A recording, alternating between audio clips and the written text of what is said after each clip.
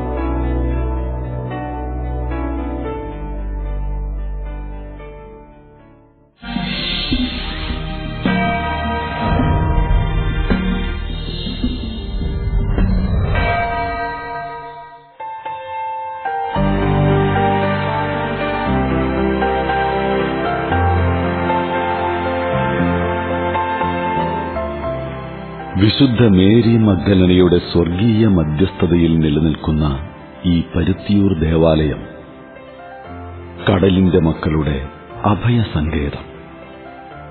1700-1750 കാലത്തിനിടയിൽ AVM കനാലിന്റെ നിർമ്മാണഘട്ടത്തിലാണ് ഈ പള്ളി ഇവിടെ സ്ഥാപിതമായത് എന്ന് പറയുമ്പോഴും 1644 reverend father Andrews Lopez SJ റോമിനയച്ച ഒരു റിപ്പോർട്ടിൽ തിരുവനന്തപുരം അതിരൂപതയിലെ പ്രധാന ഇടവകകളുടെ കൂട്ടത്തിൽ ഈ പരുത്തിയൂർ ഇടവകയെക്കുറിച്ചും പരാമർശമുണ്ടെന്നുള്ളതും ചരിത്രത്തിന്റെ ഭാഗം. ഈ പള്ളി നിർമ്മാണത്തിന് തന്നെ ഏതാണ്ട് 40 കൊല്ലക്കാലം എടുത്തു. ആ പഴയ പള്ളിയെ പകുതി ഇടിക്കുകയും അതിനുശേഷം ആദ്യം പുനഃസ്ഥാപിക്കുകയും പിന്നെ പുതിയ പള്ളി നിർമ്മിക്കുകയും പിന്നീട് കാണുന്ന ഈ പള്ളിയുടെ പകുതി ഭാഗം പിന്നീട് രണ്ടാം ഘട്ടമായി നിർമ്മിക്കുകയും ചെയ്തു. അങ്ങനെയാണ് ഇന്ന് കാണുന്ന ഈ പള്ളി രൂപം കൊണ്ടത്. ഇതിലെല്ലാറ്റിനും ഈ ഇടവകയിലെ സാധാരണക്കാരായ പാവപ്പെട്ടവരുടെ മത്സ്യത്തൊഴിലാളികളുടെ അവരുടെ ഊർജം, അവരുടെ ധനസഹായം എല്ലാം ഇതിന് ലഭിച്ചിട്ടുണ്ട്. കാരണം അവരുടെ സ്വന്തം പള്ളിയാണ് ഈ പള്ളി. ദൈവത്തിലുള്ള അടിയുറച്ച വിശ്വാസമാണ് ഈ കടലിന്റെ മക്കളെ എന്നും തുണയ്ക്കുന്നത്. സദാസമയവും ഈ ദേവാലയത്തിനുൾവശം വിശ്വാസ സമൂഹത്താൽ പ്രാർത്ഥനാനിരതമാണ്.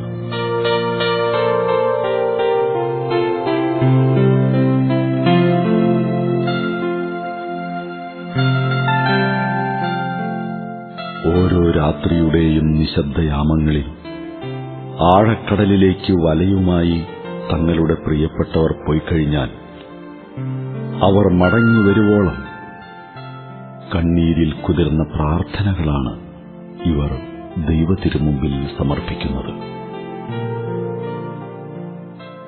ആഴമായ ദൈവഭക്തിയും വിശ്വാസത്തിലും വളരുന്ന ഒരു സമൂഹമാണ് ഈ ഇടവകയിലുള്ളത്. വളരെ സാധാരണമായ ഒരു വിശ്വാസമാണ്. അവരുടെ ജീവിതം മുഴുവനും അവര് ദേവാലയത്തിലാണ് ചെലവഴിക്കുന്നത്. അവർക്ക് കിട്ടുന്ന ഓഹരിയും അവർക്കൊരു മടിയും കൂടാതെ ദേവാലയത്തിൽ അർപ്പിക്കുവാനും അവരെപ്പോഴും അതിനുവേണ്ടി തുനിയുന്നവരുമാണ്. ഇവിടുത്തെ ജനങ്ങളുടെ പ്രധാന തൊഴിലെന്ന് പറഞ്ഞാൽ മത്സ്യബന്ധനമാണ്. രാവും പകലും കടലിൽ പോയി അധ്വാനിച്ച് കിട്ടുന്നതിന്റെ ഫലം ഒരു ഓഹരി ദേവാലയത്തിൽ കൊടുക്കുവാൻ വളരെ ഉദാരമായിട്ട് ഈ ഇടവക ജനങ്ങൾ ശ്രമിക്കുകയും അതിനായിട്ട് എപ്പോഴും അവരുടെ സഹകരണവും ഉണ്ടാകുകയും ചെയ്യുന്നുണ്ട്. ഈ പള്ളിയുടെ ആരംഭകാലത്ത് നിത്യവും ഇവിടെ ബലിയർപ്പിച്ചിരുന്നില്ല. ആഴ്ചയിൽ ഒരു ദിവസം കരിങ്കുളം ഇടവക വികാരിയുടെ നേതൃത്വത്തിലായിരുന്നു കുർബാന. യാത്രാ സൗകര്യം കുറവായിരുന്ന അക്കാലത്ത് കരിങ്കുളം വരെ ഒന്നിച്ചുപോയി ഇവിടത്തുകാർക്ക് കുർബാനയിൽ പങ്കെടുക്കുക ബുദ്ധിമുട്ടായിരുന്നതിനാൽ മറ്റ് ദിവസങ്ങളിൽ കണക്കൻ എന്നറിയപ്പെടുന്ന കപ്പ്യാർ വഞ്ചിയിൽ കരിങ്കുളത്തുപോയി ദിവ്യബലിയുടെ ആശീർവാദം മേൽമുണ്ടിൽ വാങ്ങിവന്നു ഇവിടുത്തെ ജനങ്ങൾക്ക് നൽകുന്ന പതിവും ഒരു കാലത്തുണ്ടായിരുന്നു. ആരാധനകള് കൂദാശകളും ജനങ്ങൾ സ്വീകരിച്ചിരുന്ന രീതി തന്നെ ഓരോ ഞായറാഴ്ചകളിലും കണക്കൻ അല്ലെങ്കിൽ വിശ്വാസികള് കരിങ്കുളം ദേവാലയത്തിൽ പോയിട്ട് ആ ദിവ്യബലിയിൽ സംബന്ധിച്ച ശേഷം അവരുടെ മേൽമുണ്ടില് അവരാശീർവാദം സ്വീകരിച്ചു വന്ന് വീടുകളിലും ദേവാലയത്തിലും ആ ആശീർവാദം കൈമാറുന്ന ഒരു രീതിയും ഇവിടെ പ്രാവർത്തികമായിട്ടുണ്ടായിരുന്നു.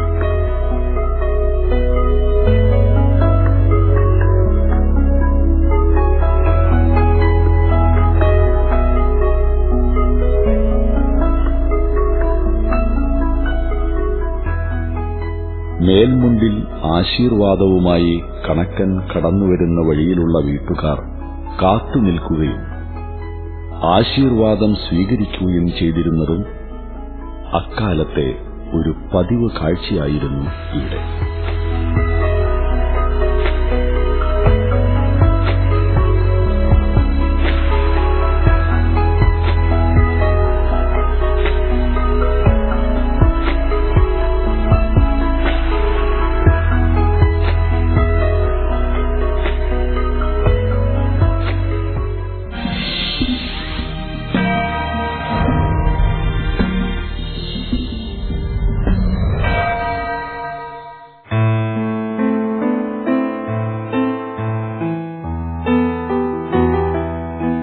വിശുദ്ധ മേരി മഗ്ദലനയുടെ സ്വർണ്ണ നിറമുള്ള ഈ തിരുസ്വരൂപത്തിന് പിന്നിലും ഒരു കഥയുണ്ട്.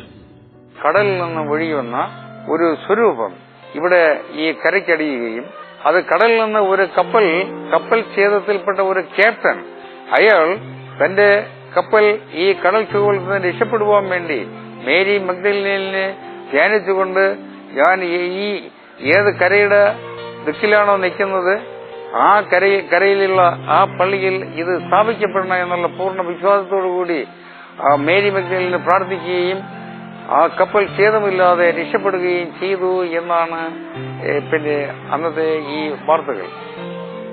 അയാൾ മേരി മഗ്ദലന്റെ സ്വരൂപം ഉണ്ടാക്കി, പൊൻനിറമായിരുന്നെന്ന് ആ സ്വരൂപം ഉണ്ടാക്കി കടലിലൊഴുക്കി.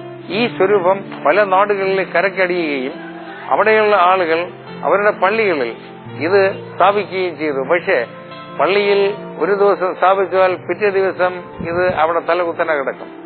അവര് വീണ്ടും എടുത്ത് കടലിലൊഴുക്കും. അങ്ങനെ കടൽ ഒഴുക്കിലൂടെ ഇവിടെ അടിഞ്ഞ ഈ സെന്റ് മേരി മഗ്ദലന്റെ ഈ സ്വരൂപം അന്നത്തെ ഈ പ്രധാനി വർഗം എടുക്കുകയും ഈ പള്ളിയിൽ സ്ഥാപിക്കുകയും ചെയ്തു. ഈ സ്ഥാപിച്ചപ്പോ ഈ സെന്റ് മേരി മഗ്ദലന സ്വരൂപത്തിന് യാതൊരു കോട്ടവും തട്ടിയില്ല. മുമ്പേ പല പള്ളികളിലും പിന്നെ ഇത് കൊണ്ട് സ്ഥാപിച്ചപ്പോഴത്തേക്കും തലകുത്തന വീണതുപോലുള്ള സംഭവങ്ങളോ അനിഷ്ട സംഭവങ്ങളോ ഒന്നും തന്നെ ഉണ്ടായതുമല്ല. ഈ സെന്റ് മേരി മഗ്ദലന്റെ ഇത് സ്ഥാപിച്ചതിന് ശേഷമാണ് ഈ പള്ളിക്ക് വിശുദ്ധ മേരി മഗ്ദലൻ എന്ന് പേരുണ്ടായത്.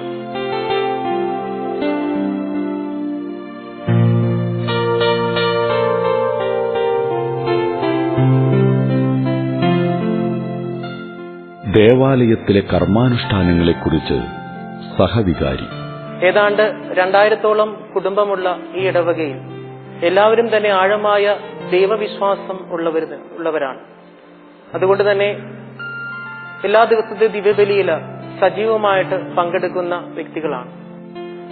വെള്ളിയാഴ്ച ഒഴിച്ച് മറ്റെല്ലാ ദിവസങ്ങളിലും രാവിലെയാണ് ഇവിടുത്തെ ആരാധന ക്രമങ്ങളെല്ലാം ആരംഭിക്കുന്നത്. 5:15 തന്നെ ഭക്തജനങ്ങൾ ദേവാലയത്തിൽ വന്ന് ജപമാല ചൊല്ലി പ്രാർത്ഥിക്കും.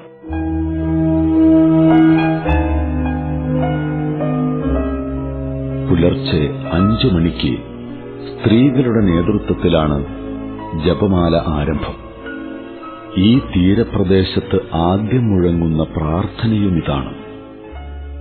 പള്ളിയിൽ നിന്നുമുള്ള ഈ ജപമാലയുടെ ശബ്ദം കിലോമീറ്റർ ദൂരം വരെ കേൾക്കാവുന്ന തരത്തിൽ കടപ്പുറത്ത് ശബ്ദ സൗകര്യവും ഒരുക്കിയിട്ടുണ്ട്. അതിനാൽ ഓരോ ഭവനത്തിലുമായിരിക്കുന്നവരും ഇതിൽ പങ്കാളികളാകുന്നു. തുടർന്ന് 6 മണിക്ക് ദിവ്യബലി. എന്നാൽ വെള്ളിയാഴ്ച ദിവസങ്ങളിൽ മാത്രം വൈകുന്നേരമാണ് ജപമാലയും ദിവ്യബലിയും ഒക്കെ ഉള്ളത്. പിതാവേ, അങ്ങ് പരമപരിശുദ്ധനാകുന്നു. സർവവിശുദ്ധിയുടെയും ഉറവിടവും അങ്ങു തന്നെ.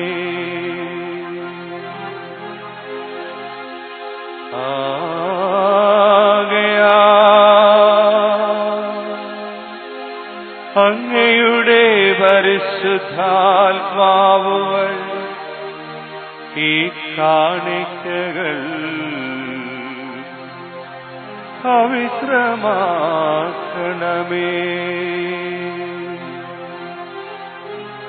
ഇവ ഞങ്ങളുടെ കർത്താവായ യേശുക്രിസ്തുവിന്റെ തിരുശരീരവും തിരുരക്തവുമായി തീരുമാറാകട്ടെ. ക്രിസ്തുനാഥൻ പീഡാസഹനത്തിന് സ്വയം ഏൽപ്പിച്ചു കൊടുത്ത രാത്രിയിൽ അപ്പമെടുത്ത് കൃതജ്ഞതാസ്തോത്രം ചൊല്ലി പാകിച്ച് ശിഷ്യന്മാർക്ക് കൊടുത്തുകൊണ്ട് കൽപ്പിച്ചരുളി.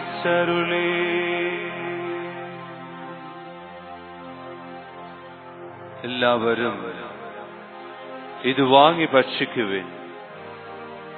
ഇത് എന്റെ ശരീരമാകുന്നു, നിങ്ങൾക്കു വേണ്ടി അർപ്പിക്കുവാനിരിക്കുന്ന എന്റെ ശരീരം.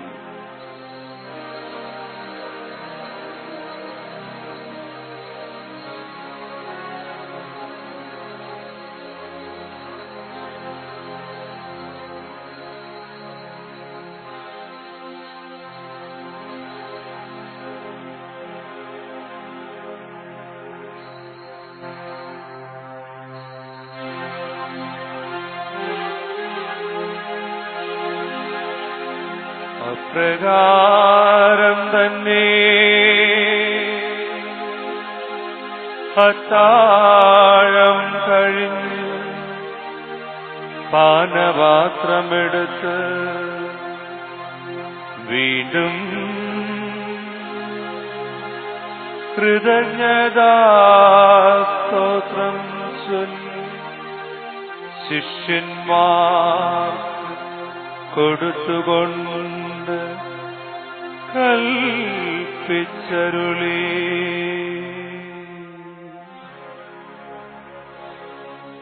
എല്ലാവരും വാങ്ങി ഇതിൽ നിന്നും കുടിക്കുവിൻ. ഇത് എന്റെ രക്തമാകുന്നു, നവീനവും സനാതനവുമായ ഉടമ്പടിയുടെ രക്തം. നിങ്ങൾക്കും എല്ലാവർക്കും വേണ്ടി പാപമോചനത്തിനായി ചിന്തുവാനിരിക്കുന്ന എന്റെ രക്തം. ഇത് നിങ്ങൾ എന്റെ ഓർമ്മയ്ക്കായി ചെയ്യുവിൻ.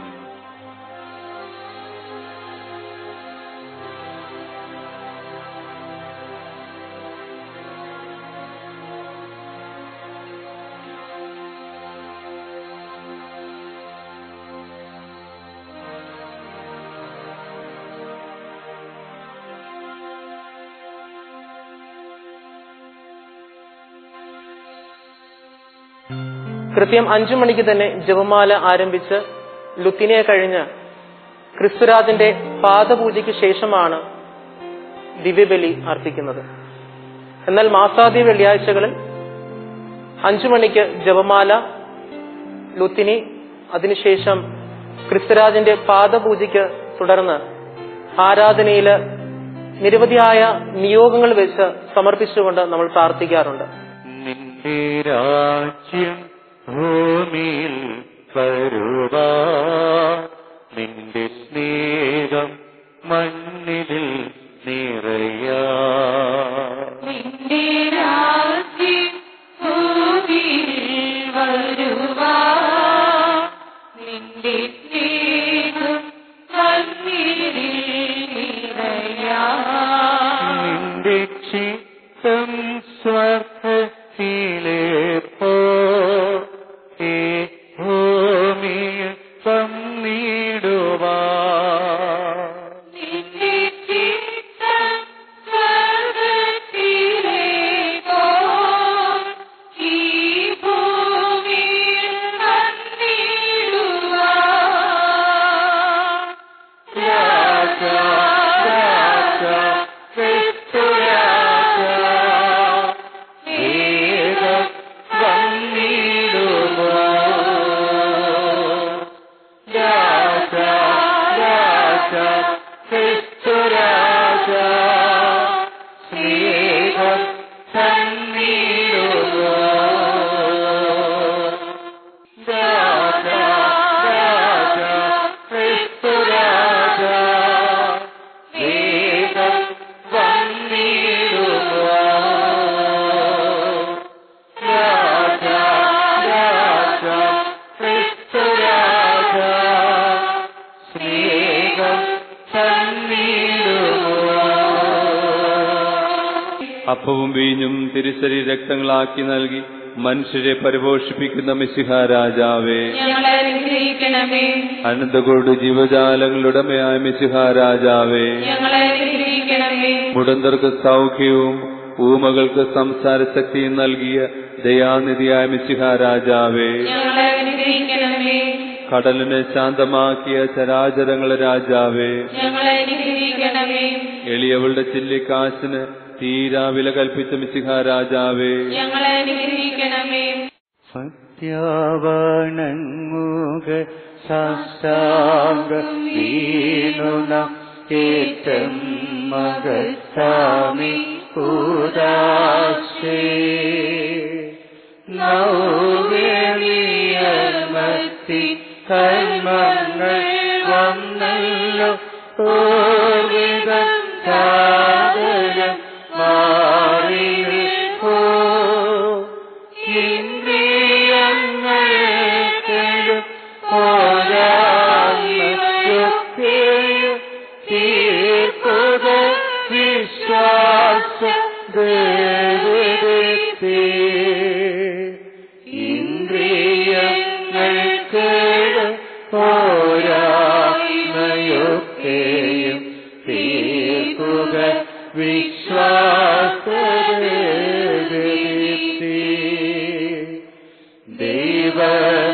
ദൈവപിതാവിനു തന്നേകജാതനും സ്തോത്രമുണ്ടാകണം എന്നുമെന്നും. പാവനാത്മാവിനും ഔദിക നിസ്തോല സ്തോത്രമുണ്ടാകണം നിത്യകാലം. സ്തുതിയും കീർത്തിയും ശക്തിയുമാണെന്നും വാഴുക ത്രിത്വൈക ദൈവമെന്നും. സ്തുതിയും കീർത്തിയും ശക്തിയുമാണെന്നും വാഴുക ത്രിത്വൈക ദൈവമാമേ. നമുക്ക് പ്രാർത്ഥിക്കാം. ദൈവമേ, തിരുക്കുമാരന്റെ പീഡാനുഭവത്തിന്റെ സ്മാരകമായി വിസ്മയവഹമായ കൂദാശ ഞങ്ങൾക്ക് നൽകിയല്ലോ. അവിടുത്തെ പരിത്രാണത്തിന്റെ ഫലം ഞങ്ങൾക്ക് നിരന്തരം അനുഭവിക്കുമാറ് അവിടുത്തെ തിരുശരീരത്തിന്റെയും തിരുരക്തത്തിന്റെയും ദിവരഹസ്യങ്ങൾ എന്നും വണങ്ങുവാൻ അനുഗ്രഹമരണമെന്ന് നിത്യമായി ജീവിച്ചു വാഴ്ന്ന അങ്ങയോട് ഞങ്ങൾ പ്രാർത്ഥിക്കുന്നു.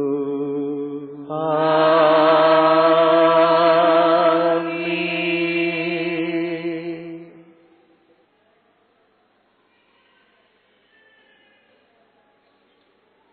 കരുണ തോന്നണേ എന്നിൽ, അലിവു തോന്നണേ പാപിയാണു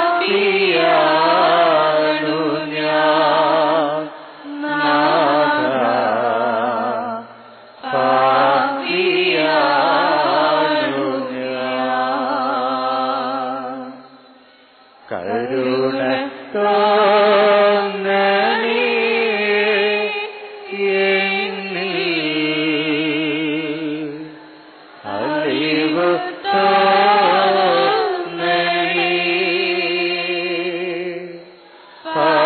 പാപിയാണു ഞാൻ നാഥാ, പാപിയാണു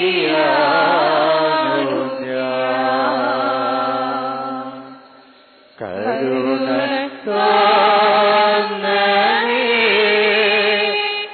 എന്നിൽ, അലിവു തോന്നണേ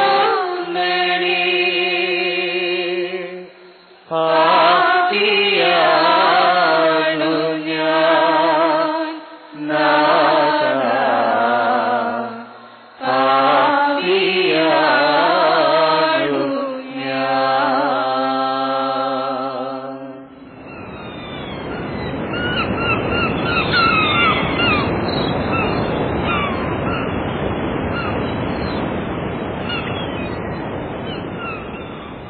പരുത്തിയൂരിന്റെ കൂടുതൽ ചരിത്രവുമായി അവസാന ഭാഗം അടുത്തയാഴ്ച ഇതേ ദിവസം ഇതേ സമയം ദേവാലയങ്ങളിലൂടെ. നിങ്ങളുടെ അഭിപ്രായങ്ങളും നിർദ്ദേശങ്ങളും ഞങ്ങളെ അറിയിക്കേണ്ട വിലാസം: പ്രൊഡ്യൂസർ, ദേവാലയങ്ങളിലൂടെ, Divine Vision, Divine Media Complex, Muringoor PO, Chalakudy. Pin 680309. Phone 8606420099, 91480270893.